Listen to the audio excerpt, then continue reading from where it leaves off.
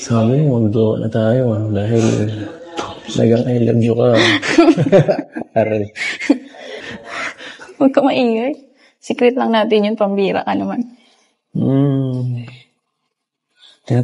Hindi mo pa nasasabi ka na, tita? Ha?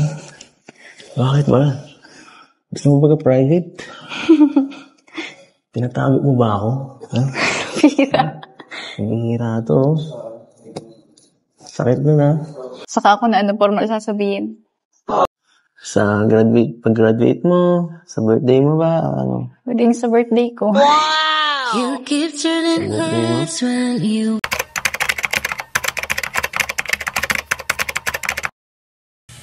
So yan guys, good morning, good afternoon, and good evening muli. Ito muli ang inyong lingkod, Batang Elio po, ano? And syempre, huli man tayo na magre-react ay ito, habol pa rin tayo guys. And dahil nga po dito sa,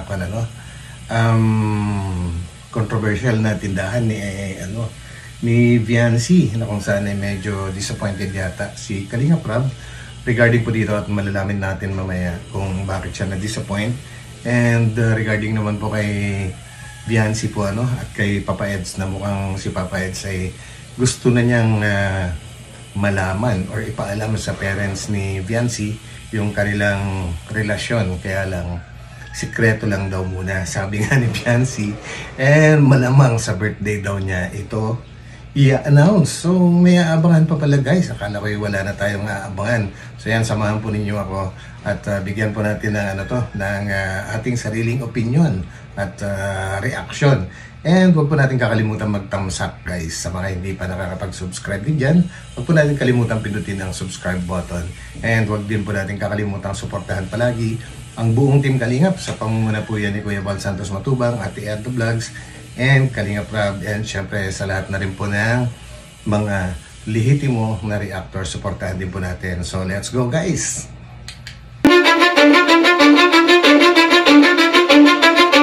I don't give a fuck what you say.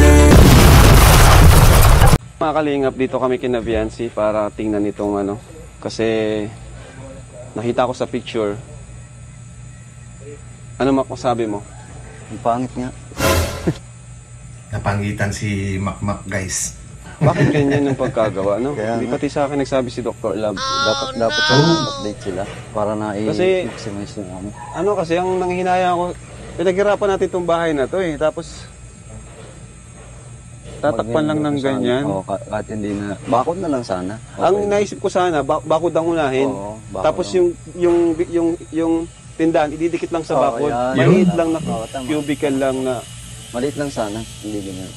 Oo nga guys, maganda talaga yung yung idea ni Kalinga Prab dyan, na kung inuna yung bakod at didikit yung tindahan, di sana hindi rin na sayang yung space, and nakadikit na lang dun yung isang side ng wall po ng tindahan po, mas matipid din po sana yon, and organize yung design, kumbaga naka-incorporate talaga yung tindahan dun sa design ng bahay. Anyways, nandyan na yan, so pakinggan din po natin yung mga ibang sentimiento ni Kalinga Prab guys. Kaya nga eh. Pero pag tindahan lang sana para na Viancy at magiging negosyo man lang na simple. Pero kaya pong yan, solusyonan? Alam kong may wala gawin dito, pero di naman niya sinabi kung kailan ma-start at kung anong design yung gagawin. Siya? Nakapanginahang yung design. Nakapanginahang yung design. Dapat sa iba na lang sila naggawa. Sa iba na lang dapat Nakita ako dun sa ganda ng bahay. Promise. O sana pinatagal-tagal muna bago baguhin, no? Or bago mag-add. Sana pinatagal-tagal muna. Ikaw, Eds, ano masasabi mo, Eds? Nabigla ako. Kahapon nga, bumisita kami dito ni Kuya Val eh. Medyo, kala ko hanggang dito pa nung una eh. Sabi ko, bakit ang ganyan? Kasi may poste dyan. Kaya nga, nagulat ako. Medyo, Gansi, naglaba ka, no? nakaharang sa bagahay. Napansin ni Kalinga Prab yung mga sinampay, naglaba yata si Viancy guys. Siguro dyan muna temporarily nagsampay kasi baka hindi pa naka-ready yung gagawing sampakayan sa likod, and malaki pa naman po yung space sa likod. Ganda rin kung maglagay po sila ng doon, no? Mga sampayan, yun. Ano po, sinampay? Oo. Nakaharang sa ganda ng bahay yung Wala sila tita. Ako na lang kakasapin ko, Sino yung nagpagawa? Si Kuya Lito po. Si Sir Lito, yung sponsor nyo. Sino pa? Si Tita Rexy po. Okay. Ayun. Sino yung contact niya? Si Dr. Love po. Si Dr. Love. Dr. Love. Anong sabi nila mama at papa mo nung gagawin yan? Hindi ko po alam yung tungkulin ko. Pero ano rin, parang tawag dyan, si Dr. Love yung nagpagawa. Tapos nagpaalam din naman sa inyo siyempre.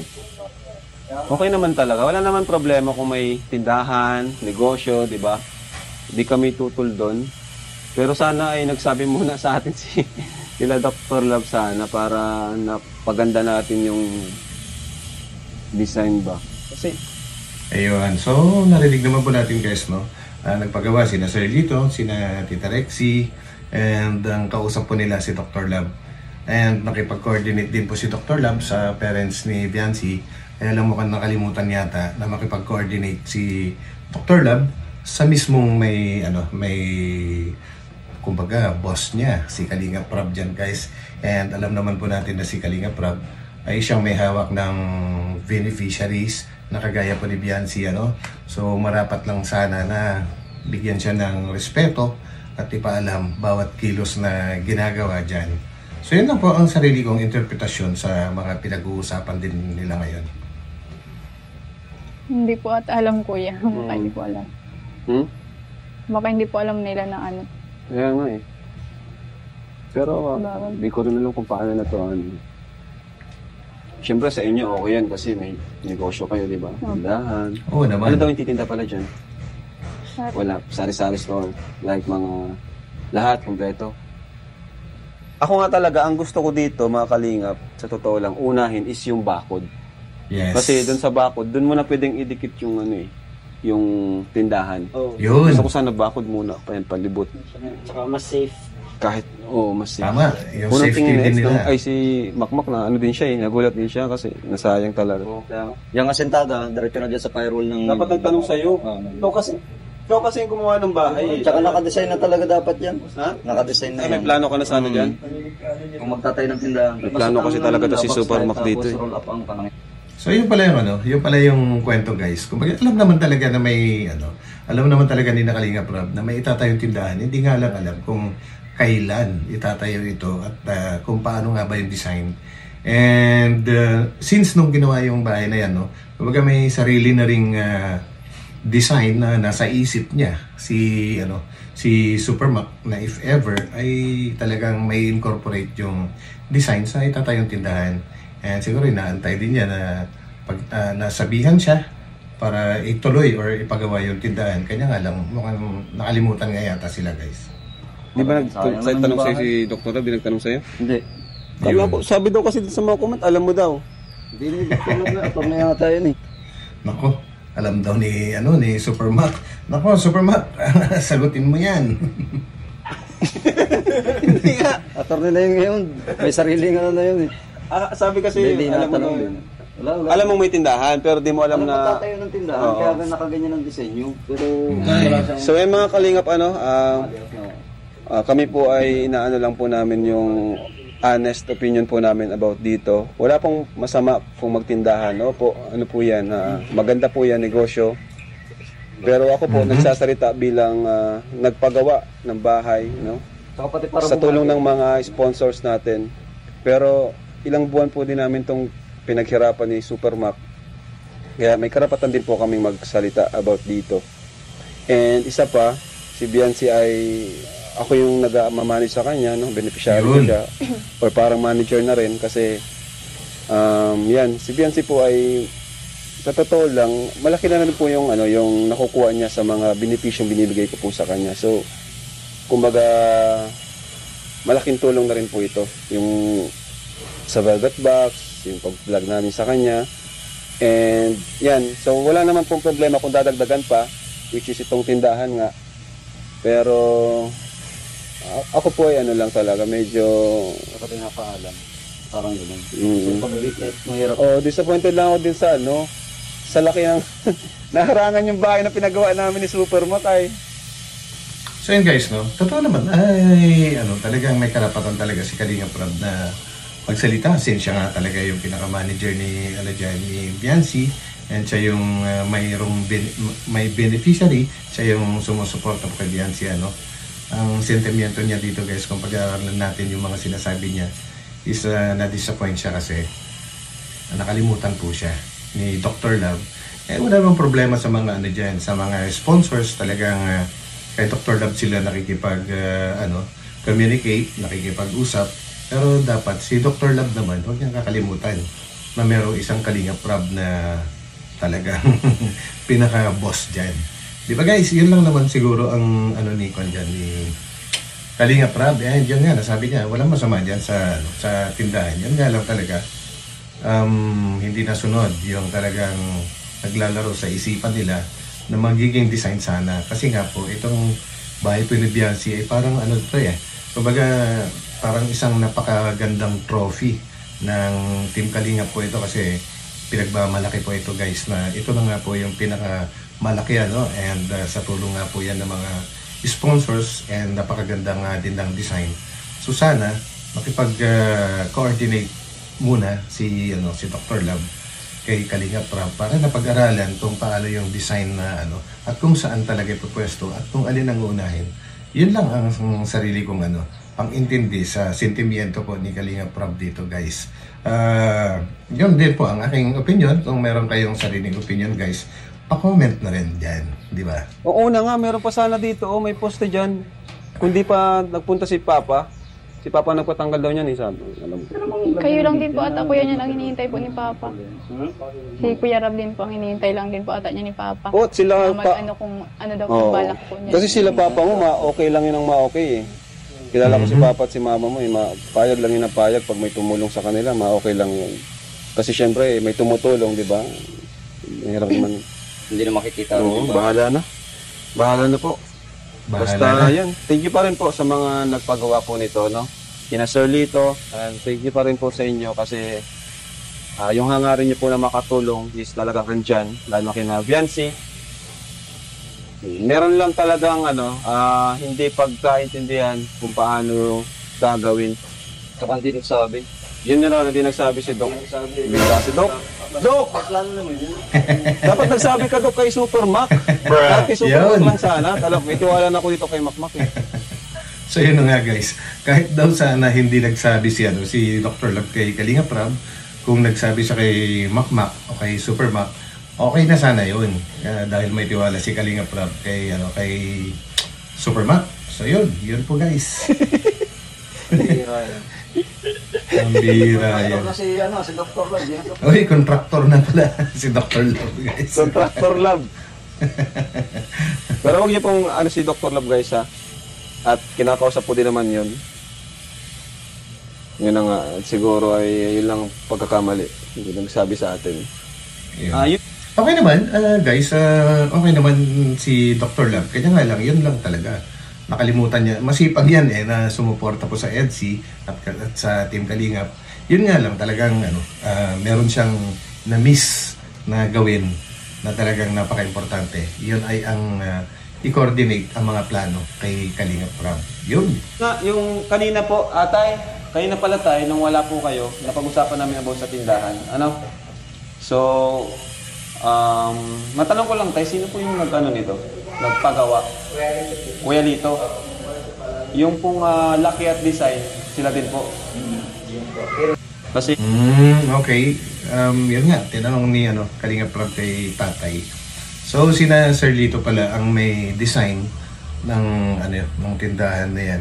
Well, yun lang sabi ng tatay ni Biancy guys. Yun nga, nagulat lang din ako, hindi kasi nagsabi si Dr. Rob sa akin, nung nagsabi sa akin.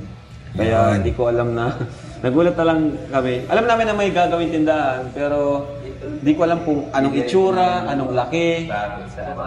Yun nga sana, ang gusto ko, bakod muna, then nakadikit na yung tindahan dun sa bakod, di ba? Kaya nga po yan sana, diretso na po yan bakod. Oo.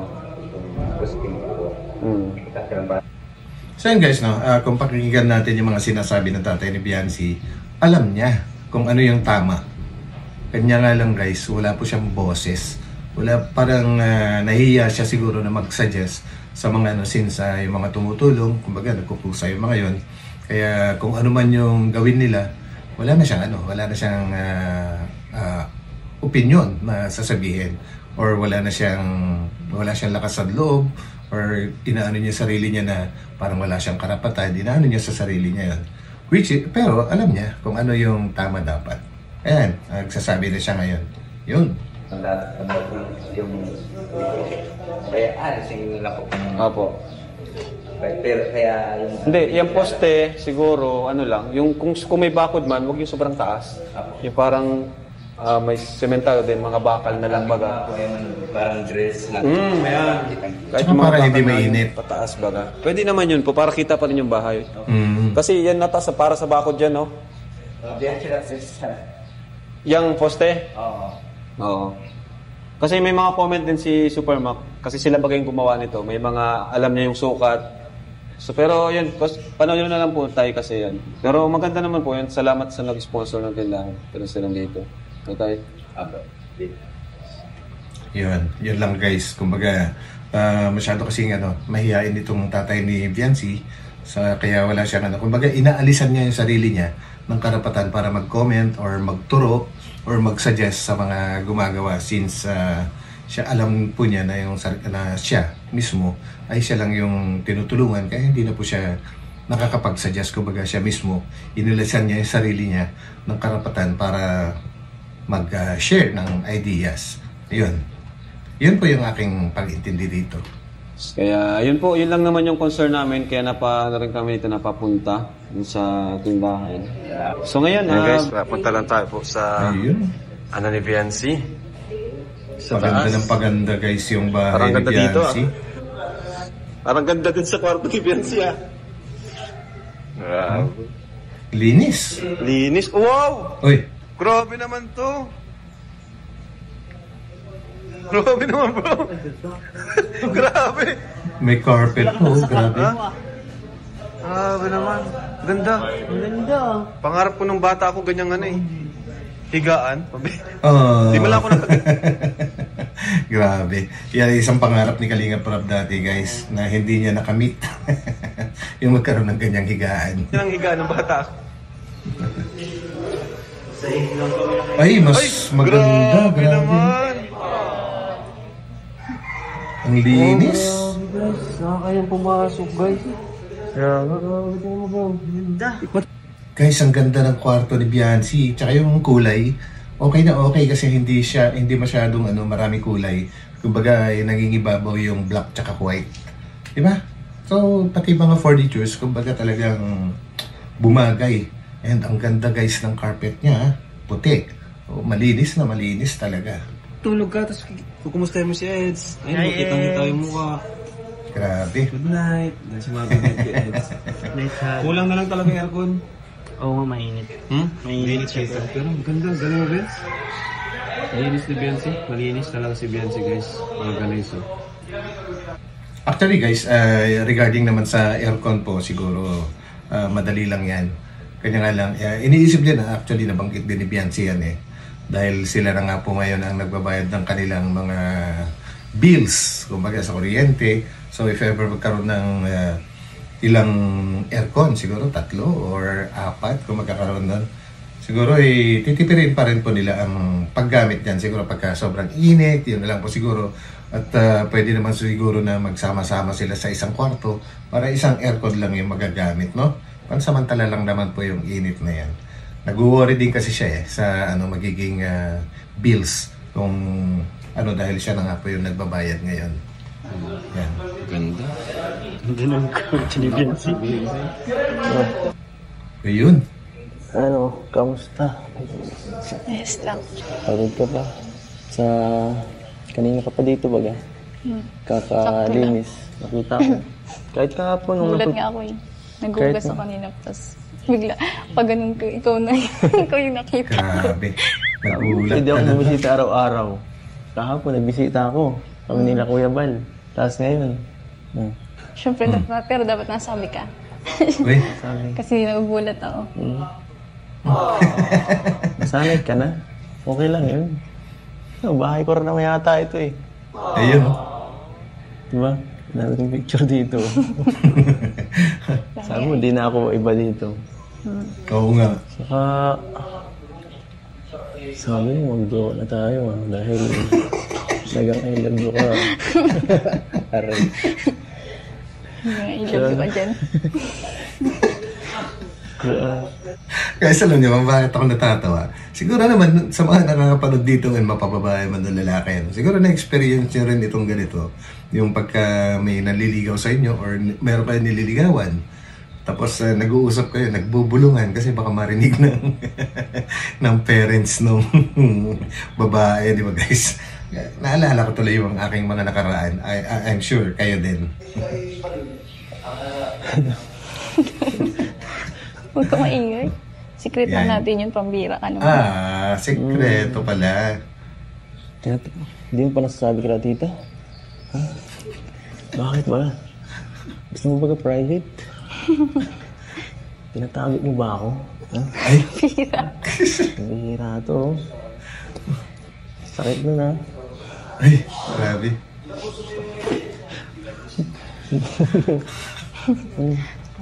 Grabe, hindi pa rin. Lakas pa rin mga asar ni Papa Eds. Pero, yun, kumbaga, parang, yun to yung sinasabi ko kanina guys, na parang gusto na niyang ipaalam sa mga parents ni, ni Biancy, kanya sikreto pa lang daw.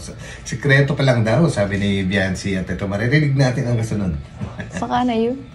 Yan. Saka na. Saka ako na ano formal sasabihin.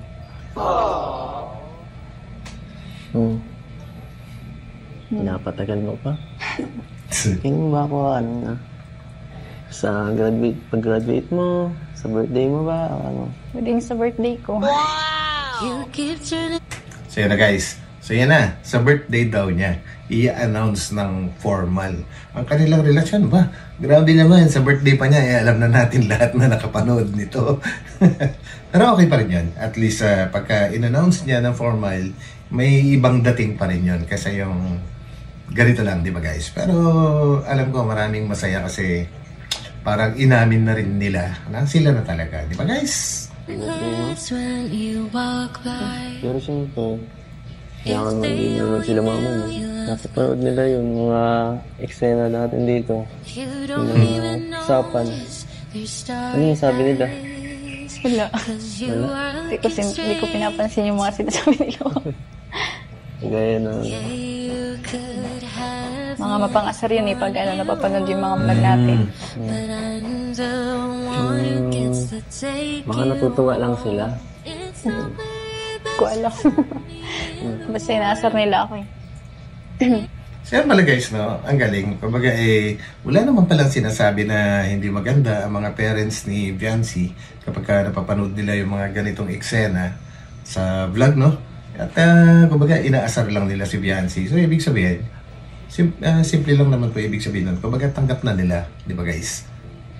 Sa tingin nyo. Hindi ko na lang pinapansin. Basta ready ka na. Grabe. Dito lang ako. Dito lang ako. Harapin natin. Kilala mo ako ng mama mo ng ano. Ipaano mo ako ng maayos. Uy, boyfriend ko. Ganyan. So, Kulit. sa papa mo. Puang.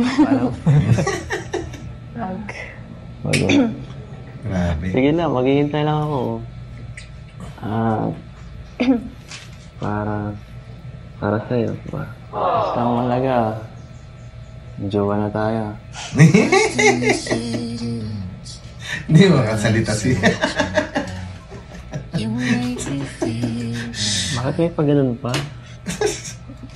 Mamaya, sabihin mo. Uy, Atin tayo ng gender reveal namin.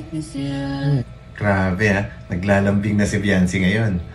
Kumbaga, mamaya sunduin mo ako. May mga ganun-ganun na kumbaga dati. Pero si Eds lang na nagsasabi na sunduin kita kung may lakad ka or may pupuntahan ka. Ngayon siya na nagsasabi, ano? Ibig sabihin talagang okay na talaga sila guys. Congrats. Sige. Alam mo naman.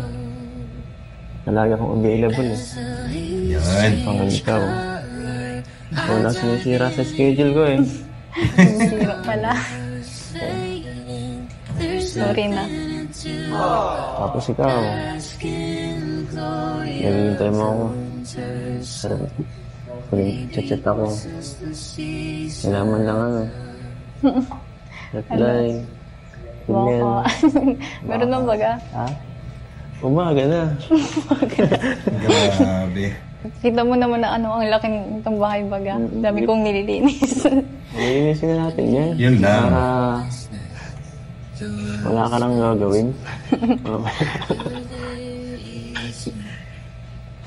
Pero thank you sa pagbisita. Nagulat ako sa'yo kanina. Ang sweet, grabe. Wala yun. Gusto ko nga lagi na bisita dito eh. Para makita pa. Sorry. Check time to time. Kung kung okay ka lang. Kung pag na-scout ako dito, basta huwag ka lang masasanay dito mag-isa. Lalo na pag medyo dumidilim na, di ba? Kasi pag nabisita ako dito, halos walang ilaw eh. Pag nahatid ako, di ba? Nakakatakot. Patay ang ilaw po. Pag nabisita ako, wala na talaga akong makita eh. Kaya nga minsan, hihintay muna kita makapasok bago tayo. Sweet naman. Grabe. Kinikilig lalo. Naintindihan ko nga sila kayo pag na mas okay yung bakod muna unahin. At sinang mas kailangan nyo ngayon. Kasi baka kung sino-sinong umaaligid dito paggabi, di na natin alam kung ano. Kasi yun, sikat ka na pati, baga. Kaya Ang pinakasikat dito sa Taesan eh. Kaya ang buti na lang meron na yan. Alin? Cortina. Cortina lang. Ano yung cortina mo yan? Ano, mas nakakatakot kasi nung wala pa yan ay. Pagbukas dito baga yung ilaw, kita sa Nasilip ba labas. dyan si Doc? Hindi ba? Nasilip na si Doc dyan sa gabi. Si Doc. Ang tira. First of all, Si Doc. congrats ulit, Biancy, dun sa live selling nyo. Sold out lahat, bro. Ay, nga pala guys, no? Grabe yung yung live selling ng EDC guys. Kasi hindi yung quantity guys. Maramihan po yung quantity. Kumbaga 80, 70 piraso, mga ganyan. Pero lahat sold out. Walang naiwan. Congratulations sa EDC. Talagang ang galing nyo. Imagine, 80 pieces sold out. Yun. 70 pieces sold out. Kasi yung mga 20 pesos, madali lang i-sold out eh.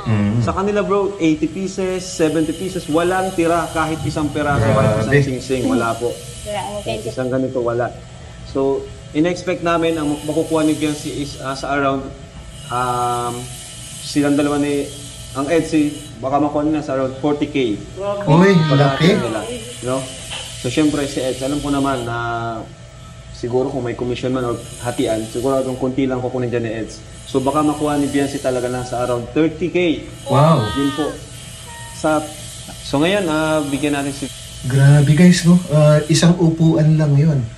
Kung kikitain nila 40,000, tapos ang mapupunta kay Biancy 30,000, kunti lang naman ang kukuhanin ni Papa Eds dyan dahil alam naman niya na si Biancy ay isang beneficiary ng Kalinga po, Kaya syempre, pagbibigyan niya yun, mas malaki kay Biancy. Kung lingguhan po, na ganyan ang mangyayari, 30,000 and 30,000 times 4, that is 120,000. Wow! Laki po. Laki ng kaya pwedeng kitain ni Biancy dyan.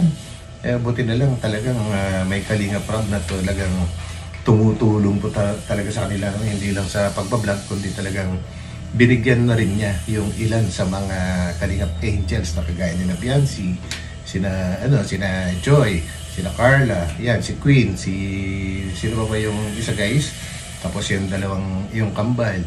Talagang na sila ng velvet box, kumbaga permanent na trabaho yun. Grabe. Congrats. Biancy ng allowance sa school and yan, maliban pa doon sa velvet box, diba? So, mag-graduate ka na, Biancy? Wala po kami kuyang pasok. Okay lang. Allowance nyo dito sa bahay. Bakasyon na. Sabi ko nga, di ba, yung pag-vlog natin is part na to ng nyo. Parang trabaho nyo na rin. Kasi Salamat po, kuya. yung pag-vlog nyo, syempre, mapupunta sa'yo. And yung sa akin naman, yung pupunta sa akin, isa ibang mga beneficiaries ko naman tinutulong. Di ba? So, nakakatulong din kayo. Kaya, matutulong yung sarili nyo, nakakatulong din kayo sa iba. So, ito, Biancy. Grabe guys, no? Kumbaga hiwalay yun guys, yung pagbablog sa kanya, kagaya niyan, ngayon, pagbablog. eh talagang binibigyan siya ng pang-allowance, mga ganyan, 8,000 something. And bukod naman po yung sa velvet box, guys, yun ang talagang malaki kasi ano na yun eh, talagang yun ay trabaho na talaga. Ito ay pagtulong, yung pagbablog. Grabe. Para sa family mo, kasi walang pasok, Salamat po, kuya. 8,000 pesos. Yun. Grabe. Malaking tulong po sa amin, lalo na po ni Mama, kuya. Malaki po itong bahay, yung bayaran sa kuryente. Maintenance. So yan na guys, yung sinasabi ko kanina, no?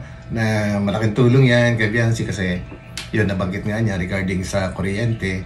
So yung nasabi ko kanina, kung magkaroon sila ng ilang pirasong aircon dyan at ginamit, kawawa naman po si Biancy sa pagbabayad po niyan. So yun lang po ang aking sariling opinion. Okay lang siguro doon sa kwarto ni Biancy, talagang kailangan doon. Sa baba naman po, ay hindi masyado kasi mas malamig na po sa baba, di ba guys? Kasi nakadikit na sa ground yan, kumbaga nag-absorb din ng temperatura yung sahig. Pero as yung sa taas kasi, andun naman po yung araw, so mas nabibilad, mas mainit. So yung kwarto niya, mas okay na yun lang, magkaroon ng air condition. And kung talagang naiinitan din yung kasama niya sa family niya, napakalaki naman po ng kwarto ni Viancy, pwede silang magsama-sama ulit doon, tulad nung nandun pa sila sa masalong-salong. Temporary lang naman yun, pagka naiinitan lang naman, hindi naman permanent, di po ba guys? Yan. Siyempre, ano ka pa rin naman, nagkabahay ka lang, pero yung tulong, kailangan niyo pa rin. Di ba? Nagkabahay lang kayo, kumbaga nabihisan kayo, parang gano'n, pero yung tulong, kailangan pa rin kasi wala pa naman kayong regular na trabaho. Ikaw ang may trabaho na. Yes. Diba? Thank you po, Kuya Rab. Sa Velvet Box. Sa Velvet Box, laking tulong talaga. So yun, guys, grabe po, nakakatuwa. Ako'y talagang sobrang natutuwa sa tinatamasa ni Viancy po ngayon, na kumikita siya na maganda dahil lang po sa, dahil kay Kalinga Prab. Yun nga, at may trabaho na siya na kumikita na malaki sa Velvet Box, bukod pa dun sa binibigay sa kanya tuwing ibinablog siya. So yun, and regarding naman po sa tindahan guys, ay tingin ko wala naman po talagang problema doon na iba, kundi yun lang, yung nagkulang lang si Dr. Lab sa pakikipag-coordinate kay Kalinga Prab. Yan, sabi nga ni Kalinga Prab, huwag niyong aanuhin si Dr. Lab kasi kinakausap din naman daw niya yun. Kumbaga yung sa atin dito ay honest opinion lang po natin bilang isang reactor. So yun guys, maraming salamat po sa inyo lahat at magkita-kita po tayo ulit sa aking susunod na upload. Ingat and God bless po. Bye-bye po muna pansamantala. Bye. Yes, sir.